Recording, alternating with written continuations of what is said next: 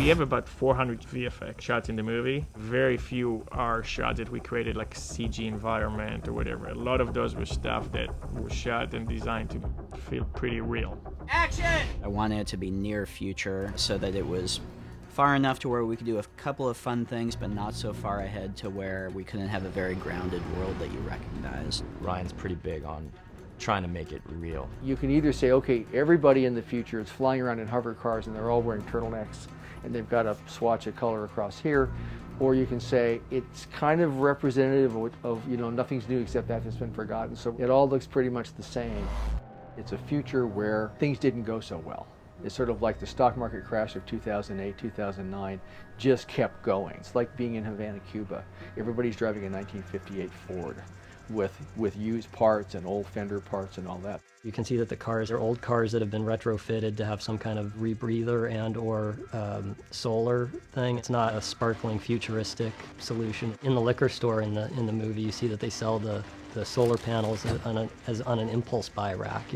There are a few flying vehicles. It's not like everything's flying, but there are a few, and those were usually done with a real solid practical thing on a rod. The approach was always, let's make it as grounded as possible, not go with like heavy CG, and try to shoot elements in a practical way. I was pretty confident this would work, but I was kind of frightened. For example, you see all the stuff that's floating. A lot of people are doing it digitally. We did it practically. So it's with like old school special effects. It's just about really just erasing cable. Rian likes everything that can be to actually be photographed. This is a practical quarter just hung by a string. The effects guys were like, don't you want the quarter to have more play and fly around? And we tried it, and it never looked right to my eye. So it was a big pain in the butt, but I actually was really insistent for all the little stuff that was going to float around in the movie, that we put stuff on wires and shoot it for real. It was my first time on a wire. It was really fun. I'm floating in the air in the middle of this beautiful cane field, and Bruce Willis is on a wire behind me somewhere, dangling around.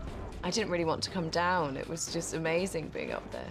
There are certain elements that are completely CG. They're usually background things. A lot of sci-fi movies are just kind of a bunch of fireworks and spectacle.